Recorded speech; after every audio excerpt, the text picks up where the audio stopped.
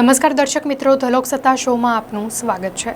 7મી many મધ્યરાત્રિએ જ્યારે સામાન્ય જનતા ઊંઘી રહી હતી તે દરમિયાન ભારતીય સશસ્ત્ર દળોએ એક મોટું લશ્કરી ઓપરેશન હાથ ધર્યું। આ ઓપરેશનનું નામ ઓપરેશન સિંદૂર હતું। ભારતીય સશસ્ત્ર દળોએ 22 એપ્રિલના રોજ જમ્મુ અને કાશ્મીરના પહેલગામમાં થયેલા આતંકવાદી હુમલાનો જવાબ આપતા ભારતીય સશસ્ત્ર દળોએ પાકિસ્તાન અધિકૃત કાશ્મીરમાં 9 આતંકવાદી ઠેકાણાઓ સામે મધ્યરાત્રિની આસપાસ આ કાર્યવાહી હાથ ધરી હતી। પાકિસ્તાન પર થયેલા આ હવાઈ હુમલામાં ઘણા આતંકવાદીઓ માર્યા ગયા।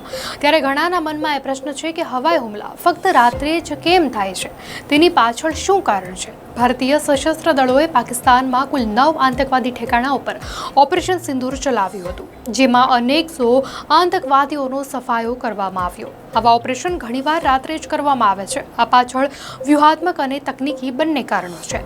હકીકતમાં રાત્રે વિઝિબિલિટી ઓછી હોય છે, તેથી દુશ્મનના રડાર ઓપરેટર અને વોચપોસ્ટ ભાગ્યે જ વિમાનને શોધી શકે છે।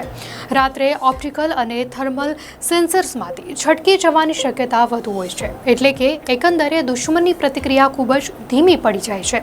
રાત્રે દુશ્મન બહુ સજાગ નથી હોતો, જેના લીધે ઓપરેશનમાં સફળતાની શક્યતા વધુ રહે છે। રાત્રે હવાઈ ટ્રાફિક ઓછો હોય છે, વાણિજ્યિક સંકેતો ઓછા છે, જેના લીધે નેવિગેશન અને કમ્યુનિકેશન સ્પષ્ટ રહે છે।